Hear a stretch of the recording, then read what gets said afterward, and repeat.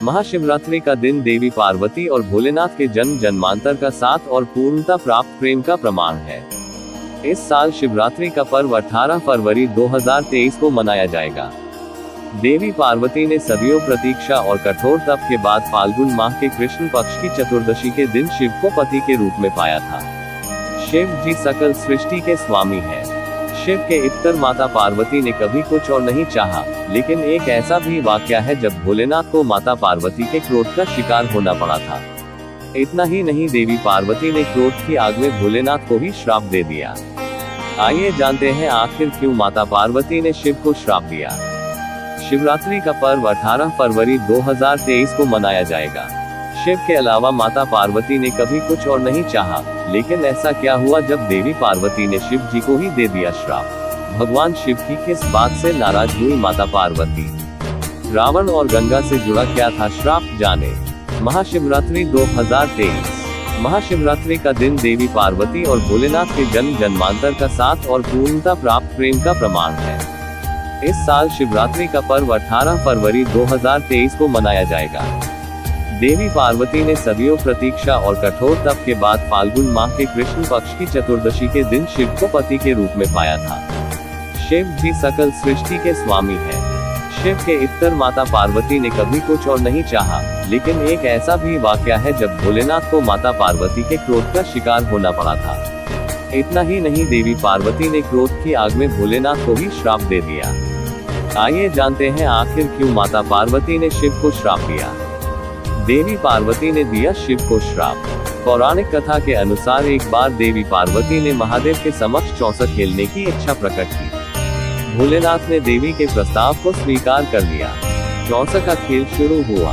हर चाल में देवी पार्वती भगवान भोलेनाथ को मात दे रही थी। खेल में भगवान शिव सब कुछ पार्वती जी के हाथों हारने के बाद पत्तों के वस्त्र पहनकर गंगा के तट पर चले जाते हैं। चौसक के खेल में सब कुछ गंवा चुके थे भोलेनाथ। पार्वती जी यह देखकर चिंतित हो जाती है। यह बातें जब कार्तिकेय को पता चली तो वह माता पार्वती से समस्त वस्तुएं वापस लेने पहुंच गए, लेकिन देवी ने खेल के नियम अनुसार वस्तुएं देने से इनकार कर दिया। फिर देवी पार्वती और कार्तिकेय जी के बीच खेल शुरू हुआ, जिसमें माता हार गई। कार्तिकेय शंकर जी का सारा सामान लेकर वापस चले गए। देवी पति वियोग से परेशान थी, तभी माता की व्यथा सुनकर गणेश जी स्वयं खेल खेलने भोलेनाथ के पास पहुंचे। नाराज होकर महादेव गंगा तट पर पहुंचे। गणपति जी ने भी चौसक के खेल में पिता शिव को परास्त कर दिया।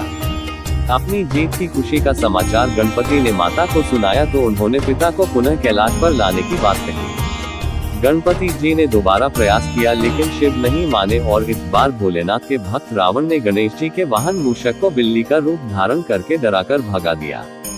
शिव ने कहा कि अगर पार्वती जी फिर से खेल खेलने को राजी होंगी तो वह लौट आएंगे।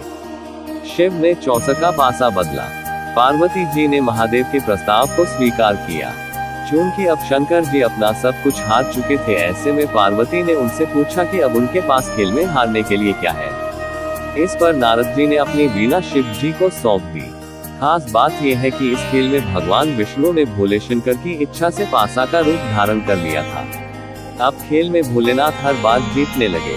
माता पार्वती ने क्रोध में दिया भोलेनाथ को ये श्राप। गणपति जी महादेव और विष्णु जी की चाल समझ गए। उन्होंने सारा वृतांत माता को बताया तो वह भयंकर क्रोधित हो उठी। उसी समय रावण ने माता को समझाने का प्रयास किया, लेकिन उनका क्रोध शांत नहीं हुआ तथा क्रोधवश उन्होंने भोलेनाथ को शाप दे दिया कि उनके सिर पर सदैव गंगा की धारा का बोझ रहेगा।